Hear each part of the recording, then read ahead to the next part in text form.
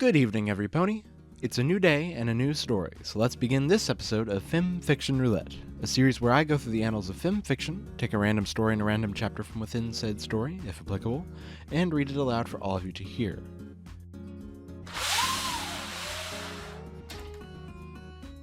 Before we start discussing today's story, I, Open Air, went to HarmonyCon 2025. It was a blast.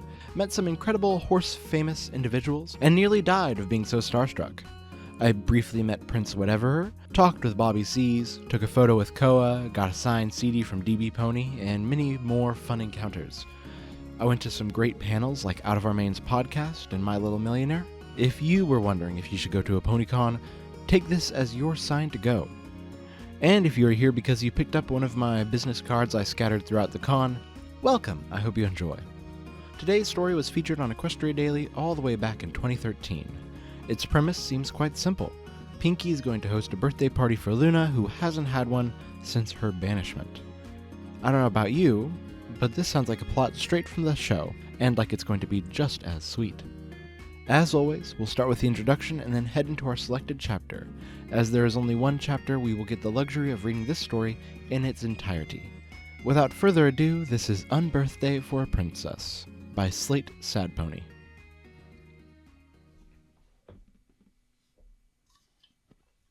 When Pinkie Pie finds out that Luna hasn't celebrated a birthday in over a millennium, she is determined to help Luna make up for missed parties with the biggest, best unbirthday bash ever.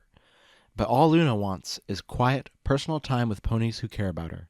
Can Pinkie learn to understand what Luna needs from her little pink friend? And now on to the story. This offering of candy is most insufficient. Begone, fools, or you may encounter our majesty unsated. You, in the cupcake costume, most especially. Pinkie screamed and then giggled as she ran from Nightmare Moon at a half gallop. Ever since Luna's return, Nightmare Night had been particularly exciting. With some help from Pinkie and Rainbow Dash, Luna had become a master of this scare prank, using her magic and Nightmare Moon costume to startle and scare the ponies of Ponyville. From impromptu live appearances in the haunted barn to popping out of Zecora's cauldron mid-rhyme, Luna had sent dozens of ponies running and laughing with harmless fright. Slowing to a stop now that the crowd had dispersed, she walked back to where Luna was, her massive cupcake costume making her wobble and stumble as she walked. Only her head and hooves could stick out, and while the ability to pop inside like a turtle was amusing, it didn't make getting around easy. Luna saw Pinkie's return and smiled, transforming back into her normal appearance. "Didst thou find thyself scared witless?" asked Luna, helping herself to a few pieces of candy. Even when partying, she retained her regal bearing, eating single pieces of candy in small bites. Pinkie, meanwhile, dug in whole hog, not even bothering to remove the wrappers, but instead spitting them out on the ground after a few chews. "You were perfect, Luna," said Pinkie in between chomps. "Like, I totally thought you were going to swoop down over the statue like last year, but you totally surprised me from behind." "Yes," said Luna, gently nibbling on a choco bar. "Rainbow Dash has informed us of the importance of surprise in such endeavors." "Speaking of Dashie, have you seen her?" said Pinkie, licking the chocolate off her face before digging into some hard sugar candies. "We last saw her speeding out of town after we managed to catch her off guard," said Luna. "Does she always dress up as a shadow bolt?" "Ever since that time you tried to woo her with one," said Pinkie. She crunched through the hard candies with her teeth, making Luna wince at the sound. "Do you remember that? Rainbow Dash was all like, 'No way, Jose! I'm sticking with my friends.'" "Of course we do, Pinkie," said Luna nonplussed. "We were there." Pinkie bent down a bit, trying to smile respectfully, but this succeeded only in upsetting her balance, causing her and her cupcake costume to tumble into the bushes. Luna could not help but laugh at this, and used her magic to extract and right Pinkie, placing her in front of the candy pile, where she dug in as if nothing had happened. Though sometimes we try not to remember such things. This made Pinkie stop her candy-gulping reverie and look up at Luna, only now realizing how sad Luna was. "What's got you so glum, chum?" she asked. "I mean, isn't this your favoritist night ever?" "We do enjoy this night," said Luna. "We enjoy the games and the candy and the fun. But it is a sad night for us as well, for it is a night when we are reminded of our failures and our weakness. Pinkie frowned a little, then scooted nearer, doing her best to hug her princess. You still feel guilty about the whole Nightmare Moon thing, huh? Said Pinkie. Luna sighed gently, nuzzling Pinkie's mane. We feel guilt we hope you never come to understand, said Luna. She was visibly fighting back tears now, which only spurred Pinkie to try and show yet more affection. And to think it all started when we were snubbed at our own birthday party by our own sister. Birthday party? Asked Pinkie. Dost thou not know? Said Luna, giving Pinkie a hug and then gently pushing her back towards the candy. Nightmare Night is not only our celebration of frightful fun and games, it is also our birthday. Oh my gosh, said Pinkie. Here it is your birthday, and I totally didn't get you a present or cake or anything. We are royalty, said Luna, mildly amused. We have everything we want in terms of presents. As for parties or cake, what do you think this giant pile of candy is? Or the games we played all night? We prefer this sort of revelry to all others. You should still have a nice ordinary birthday party, said Pinkie. One with cakes and your friends and cool music. We have these things already, said Luna. But if you insist, we will allow you to throw us a party. Oh, thank you, Your Highness, said Pinkie, bouncing around on her hooves. I totally promise you will love this party. I'll have candy and cakes and balloons, and oh my gosh, I need to buy you an unbirthday present. We are pleased to make you happy to make us happy, said Luna, using her hoof to stop Pinkie's incessant bouncing. But we ask that you not make a big affair of it. We wish to spend time with our friends, not be buried in parades. We get enough of that back in Canterlot, what with our dear sister trying to make up for lost time. Don't worry, Princess, said Pinkie. You can count on me.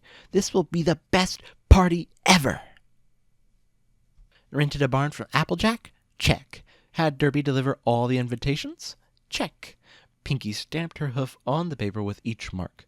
Wow, Twilight, you were right. Checklists are fun. I thought I told you they were practical, said Twilight, adjusting the overflowing saddlebags on her back. Are you sure we need all this stuff? These bags are really cramping my wings. We're throwing a party for a princess, said Pinkie. Too much is not enough. You didn't throw this much of a party last time I had a birthday, said Twilight. If I recall, you were able to fit the entire party into 2 suitcases and a reception hall rental in Canterlot Gardens. Well, you weren't a princess then, said Pinkie. Besides, you've gotten like a birthday party every year for the past 20-something years. Poor Princess Luna has thousands of birthdays to catch up on. Just promise me you won't do something like this at my next party, said Twilight, setting down the bags in front of the barn. Are you sure that Luna wanted you to bring a 10,000 pack of party poppers? 10 for each party she's missed, said Pinkie. Now, where did that pastry party platter order get to? It's over by Vinyl's DJ booth, said Applejack, wiping the sweat from her brow. Are y'all sure about this? I mean, I don't mind renting out the barn and all, but this sure is a lot just for one birthday party. This isn't just one party, said Pinkie Pie. Princess Luna hasn't had a birthday party in 1,000 years. 1,000 years. Can you even imagine that? No, I can't, and I don't try to, said Applejack, using her hoof to drive in nails on a wall banner. The structure was a barn in the loosest sense. With its hardwood flooring and generous acoustics, it was clear that the only animals housed in this barn were party animals, specifically those engaged in the line dancing and country-style festivities held after harvest. All I can imagine is how bucking awesome this party is going to be, said Rainbow Dash, using her wings and hooves to hang banner after banner. She flew at high speed, narrowly avoiding collisions. 10 barrels of sweet apple reserve cider. That ain't all for you, Rainbow, said Applejack, grabbing her hat and ducking as the Pegasus swung a bit lower than necessary. In fact, I told Big Mac to cut you off after 3 pints. Psh, I'll just bat my eyes and shake my plot till he thinks better of it, said Rainbow Dash, shaking her hindquarters in Applejack's face. Applejack rolled her eyes. You know he can't be persuaded like that, said Applejack. Enough talk about whether or not Big Mac likes Dashy's butt, said Pinkie Pie. This is about Luna's butt, and how we're going to throw it, her, the biggest, bestest party ever. I hate to intrude, said Fluttershy, But are you sure this is what Luna wanted? I mean, every time I see her at a royal parade, she looks bored. Even if it's for her, I think she likes little parties and small get-togethers. Like when she came by to spend time with me and my animal friends to inquire about getting a bat. I tend to agree with Fluttershy, said Rarity. Not that I don't enjoy making these most wonderful banners or the suite of high-end party dresses for all the guests, especially on the royal budget instead of my own. But Luna is certainly the more subdued of the two princesses. I mean, you do see her choosing silver over gold for her ornaments, and favoring personal visits over formal galas. Who here is the party pony? Said Pinkie, thumping her checklist against her chest.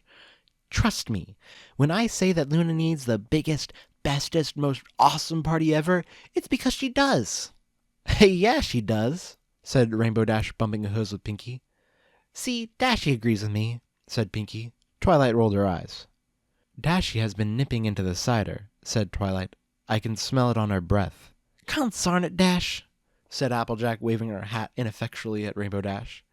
Rainbow just giggled, flying lazily back and forth near the high ceiling, whipping her tail against the assorted banners.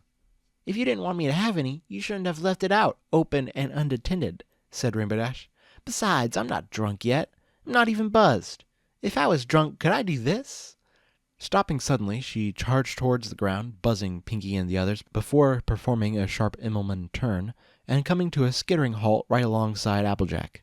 She put a hoof over her friend's shoulder and grinned. You still shouldn't drink and fly, said Applejack. And you should totally change into your party dress, said Pinkie Pie. Princess Luna is due to be here in less than 15 minutes. Come on, every pony, places. Load the party cannons and prepare the cake candles. Princess Luna's birthday is about to start. Luna smiled, gently waving a hoof or wing at the crowds of well-dressed ponies around her. Sticking close to Pinkie, she tried to keep up her royal looks, although she was clearly uncomfortable. Every pony in the crowd knew her, and yet she struggled to call them by name. Even with endless hints and prompts by Pinkie, the continual explosion of party poppers, which now littered the floor until they crunched under hoof, was also upsetting. She was constantly on edge now, fearful that yet another one would go off right next to her ear. Isn't this just the bestest party ever? Said Pinkie, bouncing around in her party dress, her small pillbox hat at a jaunty angle. Luna smiled lightly, trying to put on a good face. We are very pleased to see every pony having such a good time, said Luna, pausing momentarily to dodge a visibly intoxicated Rainbow Dash being pursued by a lasso-wielding Applejack. And we are delighted to see that our subjects are willing to work so hard for our enjoyment. Only the best for our princess, said Pinkie, bouncing back and forth in front of Luna. And speaking of best, just wait till you see the cake. She disappeared suddenly, emerging in front of what appeared to be a mass of flame and frosting. As the cart pulled by 3 handsome stallions slowly made its way forward, Luna could do little but stare at it. A dark, rich mountain of chocolate and flame, it was incredible in both size and scope. Even being who she was, Luna was deeply impressed by it all. Isn't it just great? Said Pinkie, bouncing up and down around the cake, even hopping up onto the stallions who hauled it to point at various aspects. It took me and the cakes all day to make this much chocolate cake, and we had all the bakers in Ponyville applying the frosting and candles, and Spike helped us to light them all. Yes, said Luna. We saw him hyperventilating by the cider bar. He will be okay, won't he? Ah, he's fine, said Pinkie. Now blow out your candles before they burn down the cake. Luna nodded and closed her eyes, her horn suddenly aglow with magic. Slow and steadily, a cool midnight breeze appeared from nowhere, caressing the cake and blowing gently over the faces of the stallions who carried it. The candles suddenly went out, the wind gently unlighting them in a brief but intense wave. The ponies applauded this, amazed at such a gentle and subtle application of royal magic. Wowee, said Pinkie. I didn't know you could do that. We often use this magic to blow out the candles once our subjects are asleep, said Luna. That's so cool, said Pinkie, bouncing over the cake and grabbing a slice. Well, here you are. First slice for the princess. She held it up to Luna, waving it only inches from her face. Luna gently took it with her magic and began serving it with a fork, eating slowly. Pinkie frowned. Well, don't you like it? She asked. We are most delighted by a delicious cake, said Luna, smiling lightly. And we are most pleased to see our subjects well dressed and happy. But what? said Pinky, her eyes filled with desperation. But this is not what we asked for, Pinky, said Luna. We are not like our sister. We do not like such massive crowds. We feel awkward around so many ponies we do not know. We do not wish to make, how doth one say it, a big deal of ourselves. Luna did her best to be tactful, but Pinky was soon sobbing. I'm sorry, Luna, said Pinky, her crying only making Luna more uncomfortable. I wanted you to have the bestest birthday ever. And I wanted you to have candies and cookies and cake and candy apples and gum and presents. We are very grateful for what you have done for us, said Luna, giving Pinky a hug. She realized that the party had just come to a grinding halt, with the DJ stopping the record and most of the parties stopping their partying. All the eyes staring at Luna were unsettling, but she did her best to maintain her royal demeanor and composure. After all, Pinky needed her right now. But we feel that one has done this party for thee, not for us. Can I at least give you a present? Said Pinky. Yes, of course you may give us a present, said Luna. Pinky seemed to recover quickly, dashed off, and came back with a small box, elegantly wrapped in pink paper. Luna smiled and opened it up with her magic, gently extracting the contents. A rock? Not just any rock, said Pinky, bounding with energy. It's a pet rock, straight from the Pie family rock farm. Fluttershy told me you were looking for a pet, and rocks make the best pets ever. You don't need to wash them, or feed them, or bathe them, and they can do so many tricks. She grabbed the rock with her hooves and set it on the floor, commanding it with exaggerated gestures. Sit. Stay. Good boy. Now roll over. She kicked the rock gently, sending it spinning on the floor. That's a good Rocky. Now attack! Luna grabbed the rock out of Pinky's hose before she could throw it, smiling slightly. Please do not throw our pet at other ponies, even if you think they may deserve it, said Luna. She gently nuzzled the rock, enjoying the coolness of the stone against her nose. We love it very much. Thank you, Pinky. So you're not mad that I ruined your birthday party? Asked Pinky, staring up at Luna with big gooey eyes. You didn't ruin anything, said Luna. Look at all these happy ponies. We are pleased to see our subjects in such revelry. It's just that this party is not about us, even if it is in our honor. But it isn't what you wanted, said Pinky. We are Princess, said Luna. We can have what we want when we want.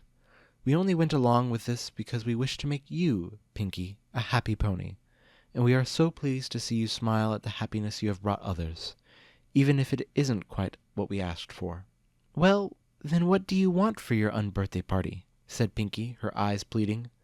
Luna smiled, taking a bit more of the cake, and then stepping aside to let the other ponies mob it. There was certainly more than enough for every pony, and she took quiet satisfaction in the happy looks on their faces. We invite you to a small, royal, unbirthday tea party, said Luna, next Tuesday night at Tibby's Tea, right before closing.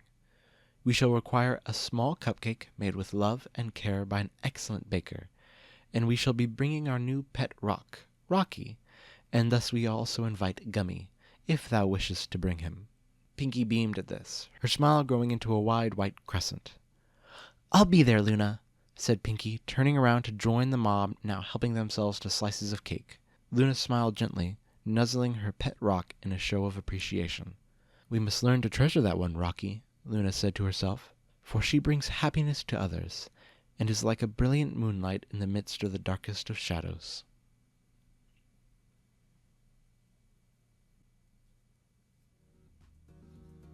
If you had told me this was an unaired episode, I would have believed you.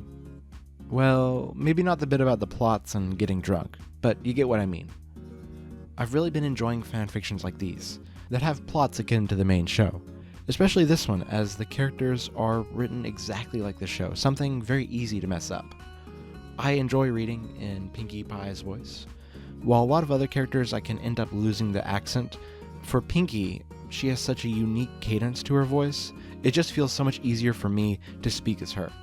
The plot itself is extremely believable. Pinkie's overzealousness in this situation is to be expected, and I appreciate how every pony questions her except for Rainbow Dash, who just wholeheartedly goes along with her plans. Overall, I had a great time reading this story, and I hope to read more like this. My question for you, my dear viewers, is what would you give Princess Luna for her birthday? This was Unbirthday for Princess. Thank you, Slate Sad Pony, for making such a wonderful story. The link will be in the description below. And thank you, listeners, for joining me on this exciting adventure. This is Open Air signing off. But don't worry, I'll be back soon with another FIM Fiction Roulette.